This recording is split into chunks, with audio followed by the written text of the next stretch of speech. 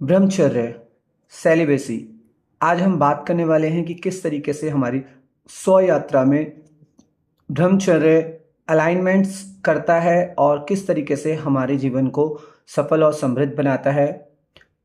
Do you want to change world में हम आज सेलिब्रेसी के द्वारा ब्रह्मचर्य किस तरीके से हमारे जीवन में फ़ायदा पहुंचाता है, किस तरीके से हमारे सेलिबेसी किस किस तरीके से हम उसको समझ सकते हैं। सेलिबेसी के मुख्यतः लोग भ्रम जो पाले हैं या भ्रम हो जाता है, उसको हम कैसे उसको समझ सकते हैं।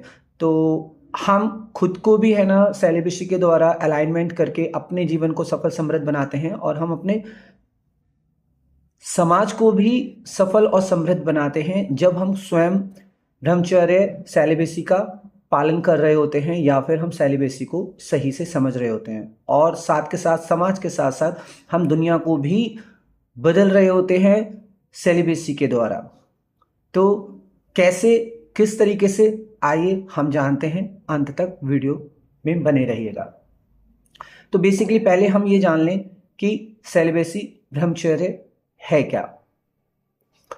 जितना मैं सेलिबेसी ब्रह्मचर्य को समझ पाया हूँ, सेलिबेसी हमेशा ब्रह्मचर्य का मतलब है कि आपके अंदर की जो ऊर्जाएं हैं उनको आप किस तरीके से बैलेंस कर रहे हैं, किस तरीके से आप उसको नियंत्रित करते हैं, किस तरीके से आप उसको फ्रीडम देते हैं, किस तरीके से आप उसको ट्रांसफॉर्म करते हैं, किस तरीके से आप उसे मैनिफेस्ट करते हैं, किस तरीके से आप मैनेज करते हैं। सेलिबेसी ब्रह्मचर्य का मतलब केवल काम ऊर्जा से नहीं है। सेलिबेसी ब्रह्मचर्य का मतलब आपके जितने भी चक्र हैं या आपके बॉडी के जितने भी बिंदु हैं या फिर हर कोशिका जहां ऊर्जा का केंद्र छुपा है या वहां से ऊर्जा बनती है, चैनलाइज होती है और रूपांतरित होती है। तो पूरे बॉडी की फॉर्मेशन इवन फिजिकल और नॉन फिजिकल यानी कि तत्व और ऊर्जा के रूप में, दोनों रूप में आपकी जो बॉडी, एस्ट्रल बॉडी है, उसको भी किस तरीके से हमारी ये सेलिबेसी ब्रह्मचर्य इम्पैक्ट डालता है। तो हम ये समझ पाए हैं कि सेलिबेसी ब्रह्मचर्य हमारे ऊर्जा के नियंत्रित करना, यानी कि जैसे जो गॉड की प्रक्रिया है, जनरेट, ऑपरेट एंड डिस्ट्रॉय यानी कि ट्रांसफॉर्म, हम समझ पाए कि किस तरीके से हमारे अपने अंदर की ऊर्जा को चैनलाइज करें, ट्रांसफॉर्म करें, मैनिफेस्ट करें और उसको मैनेज करें। केवल काम को रूप में देखना, सेलिबेसी को, ब्रह्मचर्य को, ये बिल्कुल ही कहीं ना कहीं निरर्थक हो जाता है। आप केवल काम को लेकर ही अगर सोचते हैं कि ब्रह्मचर्य है, तो नहीं, ये कहीं ना कहीं आपका एक मिथ है। कहीं ना कहीं काम के विषय में अगर हम बोलें, स्वादिष्ठान चक्र, मूलाधार चक्र और मणिपुर चक्र, ये दो चक्र में जो निचले प्रथम श्रेणी के चक्र हैं या शुरुआती दौर के चक्र हैं, जहां से ऊर्जा रूपांतरित होती है, चैनलाइज होती है और एक किसी भी व्यक्तित्व की नींव बनती है या किसी भी उद्देश्य की नींव बनती है। तो हमें मूलाधार, स्वादिष्ठान और मणिपुर की ऊर्जा को विशेष ध्यान रखना होता है, क्योंकि बाकी जो उससे ऊपर की जो ऊर्जाएं हैं वो कहीं ना कहीं अपने आप में काफ़ी हद तक सक्षम और नियंत्रित हो जाती हैं। कभी कभी उनमें भी चीज़ें असंभव हो जाती हैं, depend on your environment and your learning functioning और लिविंग फंक्शनिंग। आपके जीना और सीखने की प्रक्रिया पर भी निर्भर करता है।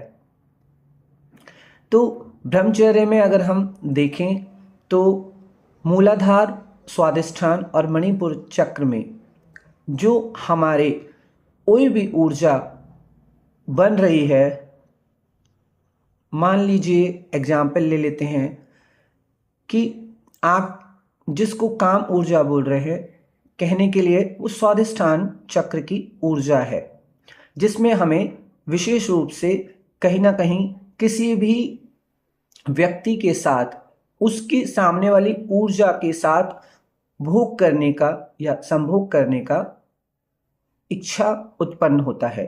जैसे हमारे पेट में भूख लगती है, वैसे ही हमारे स्वादिष्ठान चक्र पर काम की भूख उत्पन्न होती है।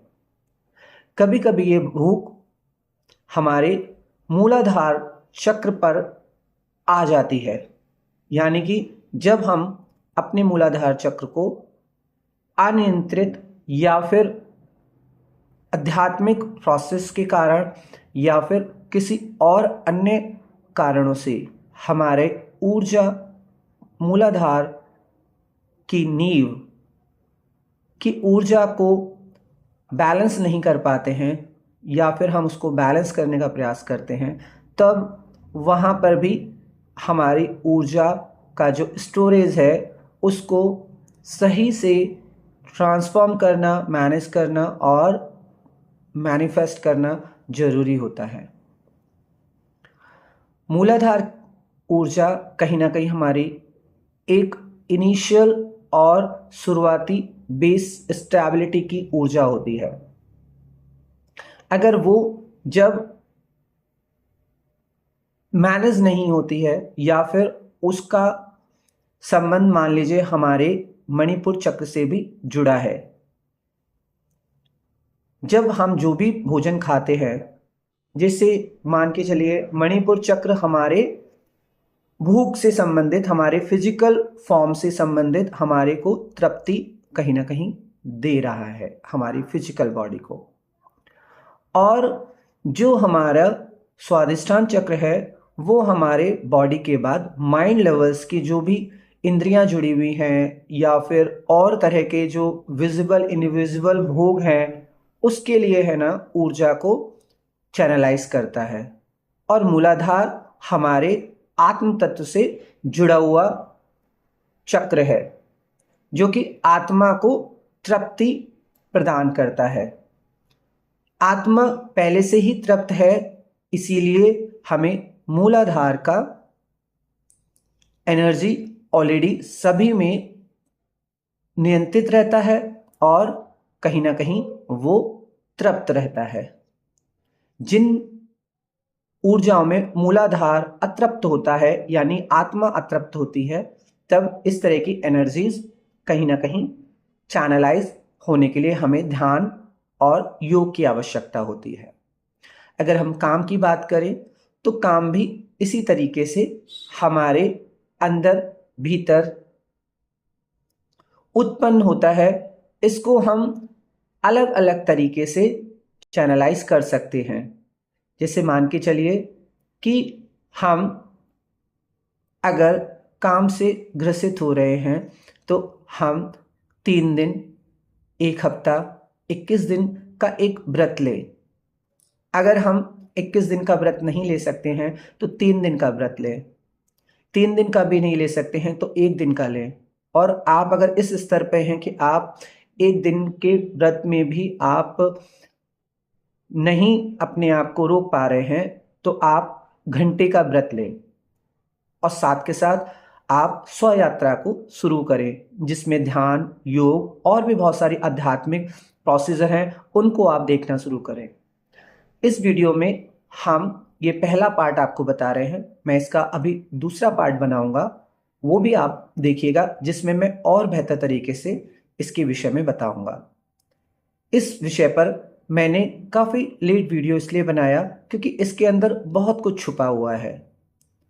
तो ये वीडियो आपको कितना समझ में आया आप मुझे कमेंट बॉक्स में लिखना, और दूसरे इसके पार्ट 2, पार्ट 3 भी मैं इसका निकालूंगा।